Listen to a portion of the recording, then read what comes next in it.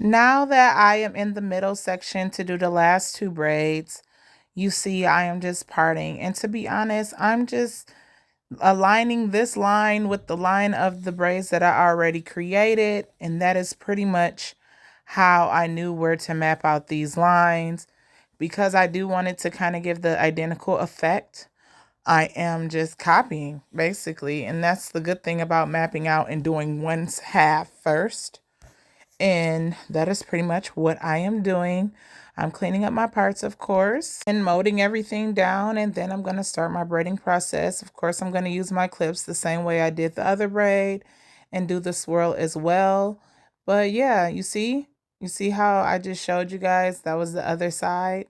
I just wanted you guys to get a glimpse of like what I was looking at and what I was basing these braids off of. So that's pretty much what I'm doing. I'm just aligning everything together. I'm sorry if I cut off some parts again. I do have this live and I realized like this was kind of out of frame. I tried to get it to the best of my ability so you guys can see exactly how I'm parting these last two braids. So just bear with me.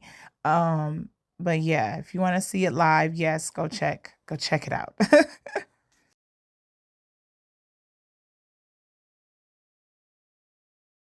This hairstyle lasted about 3 weeks with good maintenance and care.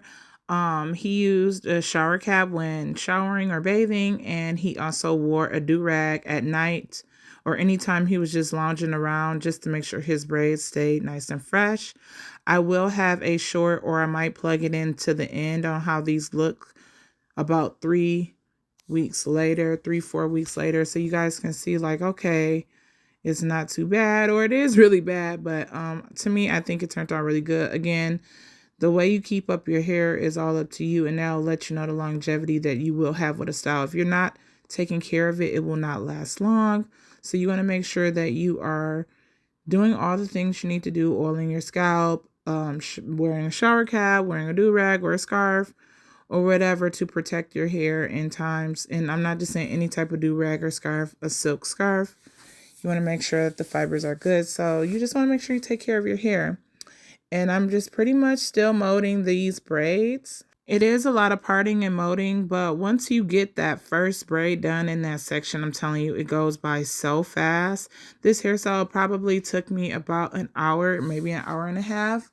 And that's with me recording. So this probably would took me an hour if I wasn't recording this footage, but since I was, it took a little longer. But take your time. Do not rush. Just make sure you are precise and that your parts are clean and you have clips and all the supplies to ensure that this hairstyle turns out perfect. So that's all you pretty much need. It's really not that hard. And at the end, I did secure these with rubber bands just to make sure his hair did not unravel.